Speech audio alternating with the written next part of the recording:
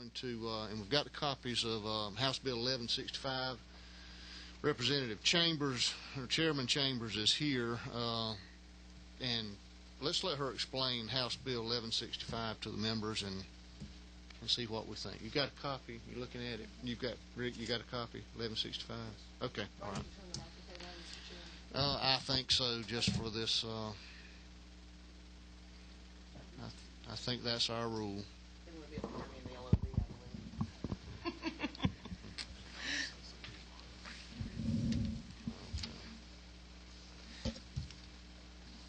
Mr. Chairman, thank you for taking us on such short notice. I greatly appreciate it. Thank you for having such a short bill.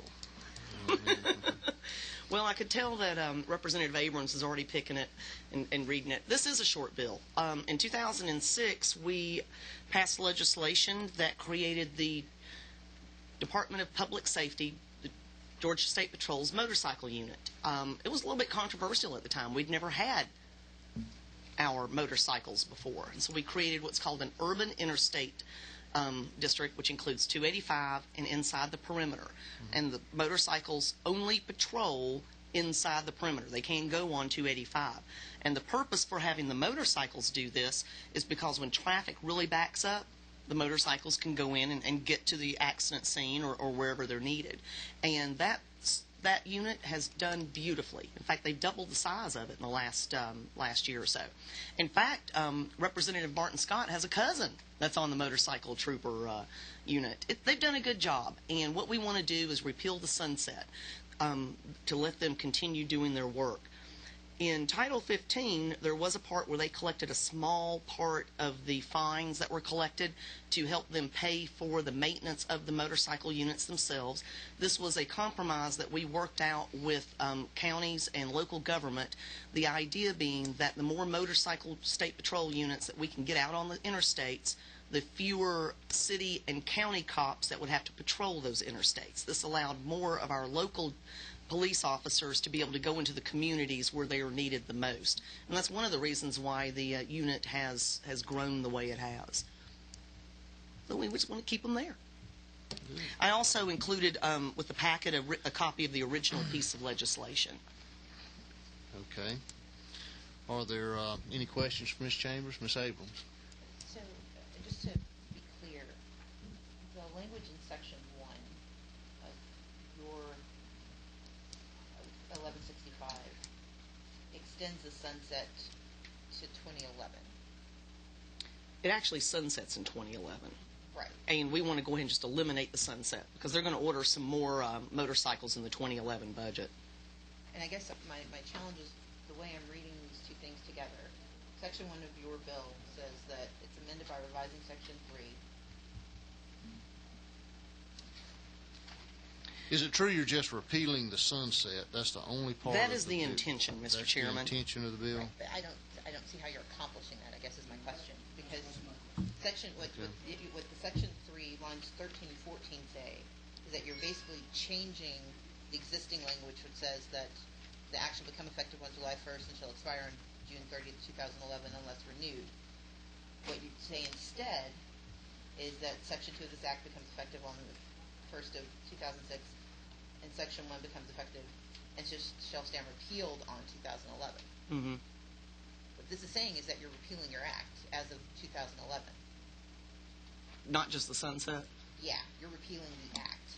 Well, I will say this. This is written by the same legislative council on the exciting hearing that we had last week. So I think we'll be changing legislative council on these particular public safety bills. I will say that. What you're asking us to do, what this would do is repeal Section 1 of your existing act as of 2011. Well, we want to be able to keep Let me ask this. How easy is that problem solved, counselors? I mean, can we do a substitute? I mean, would pretty simple language, or do we need to send that back to legislative council? So the reason I would send it back to legislative council is that, I think what you wanted to do is simply to strike, you wanted to repeal Section 3 and Section 4. Because what that would do is basically remove any sunset language that's in the bill. What you've done, however, is repeal Section 1, which is the core of you're repealing section 1, which is the core of your bill, which is what created the uniform division in the first place. Are we in agreement on that, lawyers? Counsel? Yeah, okay. Okay, so, I think you want to take All it right. back and have them and find out why they did.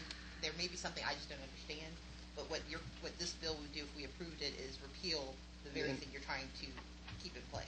so what I should do then is go back into, all right, now when we have the two statutes of each, because there's two of each in the same code number, 1521-2 and 401326, should they strike the duplicative language on that? Is that how we should construct the statute?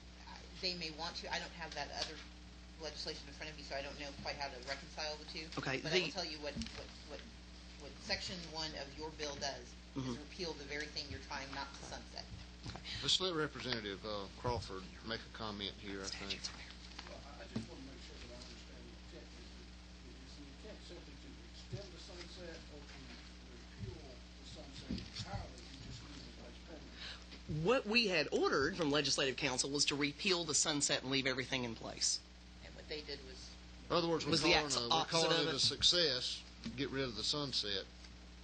So, and we don't feel like we can accomplish that in the committee here today. Okay, well, Okay. Then I'll head down to Legislative Council and do a rewrite of this puppet and we'll have and do that as a committee substitute. Would that be all right? yes, absolutely. Okay. Yeah. Just wait here for it? Yeah, well, I don't know how fast they can do, but I tell you what, we'll give you a speedy hearing as soon as you tell me you are ready. Okay. Okay? Fantastic. All right, Thank you. Good. All right. Thank you Thank you. for your help on that. Oh, I appreciate it. You're welcome. Okay. Let's move on to House Bill 941, and I'll give you a little background. I don't know if you had know anything about House Bill 941, which basically repeals the kosher provisions in the code that the Department of Agriculture has been monitoring. A lawsuit was filed by a rabbi against the Agriculture Department of the state, Tommy Irvin, challenging our regulation of kosher foods. Apparently, this was a conservative rabbi who was suing the state because the state's kosher laws, which is sanctioned by the Orthodox Hebrew religious rules and requirements. And the rabbi claims, this conservative rabbi claims, that has filed the lawsuit, claims that the term kosher is a theological, not a legal matter, and that by defining that term and requiring vendors to apply to the Orthodox mandates, the supervision and preparation of the food violates church and state, the free exercise of religion, and the Equal Protection Clause, right of due process. He's basically saying that that's not his idea of kosher. Orthodox, and that's what the state is. He says it varies from that of the Orthodox community.